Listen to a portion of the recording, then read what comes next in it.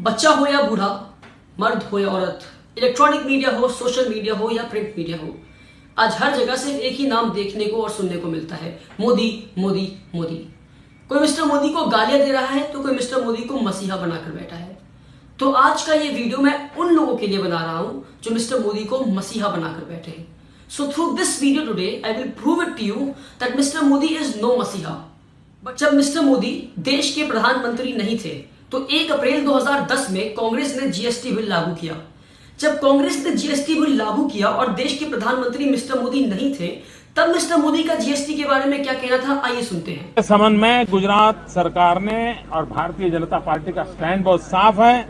GST के संबंध में हमने कहा है कि आपकी जीएसटी का सपना तब तक पूरा नहीं होता, तब तक साकार नहीं हो सकता, जब तक कि आप पूरे देश में टैक्स पेयर के साथ आईटी इंफ्रास्ट्रक्चर का नेटवर्क नहीं बनाते। जीएसटी कभी सफल नहीं हो सकता। जीएसटी कभी सफल नहीं हो सकता।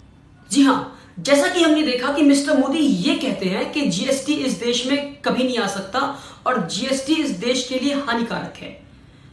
पर अब जब मिस्टर मोदी देश के प्रधानमंत्री बन गए हैं, तब उनका जीएसटी के बारे में क्या कहना है, आइए सुनते हैं। जीएसटी का मतलब है great step by team India. GST का मतलब है great step towards transformation. GST का मतलब है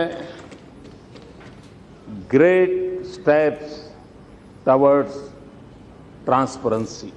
अब मिस्टर मोदी जब देश के प्रधानमंत्री बन गए हैं, तब वो कहते हैं कि GST is great step towards transformation and great step towards transparency. तो इससे यही साबित होता है कि मिस्टर मोदी देश का भलाई नहीं चाहते हैं। जब वो ऑपोजिशन में थे तो वो ऑपोजिशन वाली काम कर रहे थे, अब जब वो प्रधानमंत्री बन गए हैं तब वो जीएसटी के लिए बोल रहे हैं। तो इससे यह साबित होता है कि that mister Modi is no मसीहा, but he is a simple politician who has been playing his dirty politics for the past so many years. जब मोदी जी देश के प्रधानमंत्री नहीं बने थे और कांग्रेस एफडीआई यानी कि फॉरेन डायरेक्ट इन्वेस्टमेंट लागू करने की कोशिश करता है और मिस्टर मोदी तब ऑपोजिशन में थे, तब उनका एफडीआई के बारे में क्या कहना था, आइए सुनते हैं। भाइयों बहनों, कल प्रधानमंत्री ने जो निर्णय किए हैं, ये निर्णय चौंकाने वाले हैं। अब किराना कौन बेचेगा? विदेशी लोग। चाय कौन बेचेगा? विदेशी।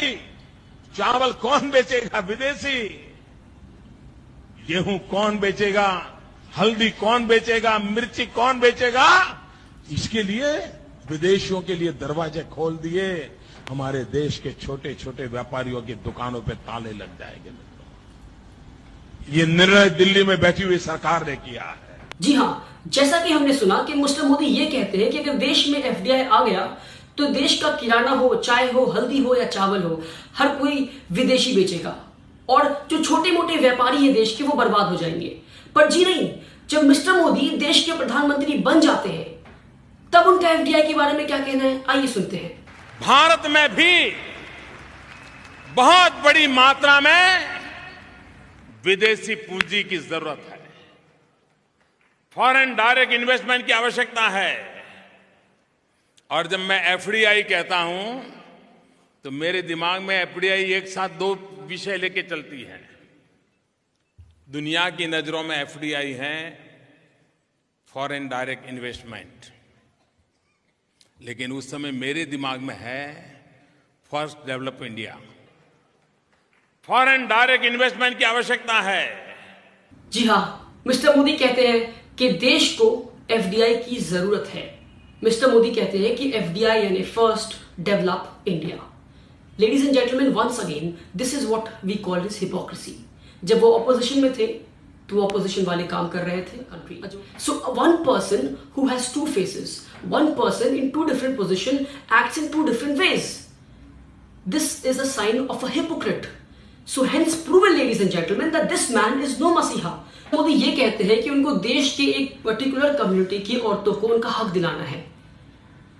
पर जो लोग ये वीडियो देख रहे हैं, मैं उनसे ये कहना चाहता हूं कि जब मिस्टर मोदी अपना एफिडेविट भरते हैं स्टेट असेंबली इलेक्शन के लिए, तो उसमें वो मेंशन करते हैं कि आई एम सिंगल।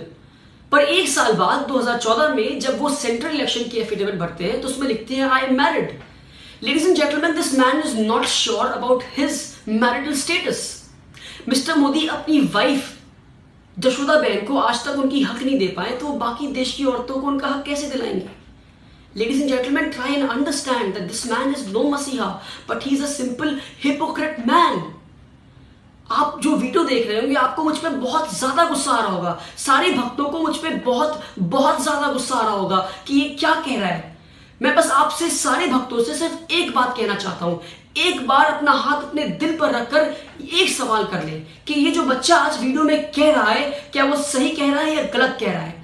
जी हाँ, अगर मैं गलत कह रहा हूँ तो मेरी वीडियो को ना देखें आप, पर हाँ अगर मैं सही कह रहा हूँ then stop supporting Mr. Modi and stop giving him the tag and the label of Masiha, because he is not a Masiha.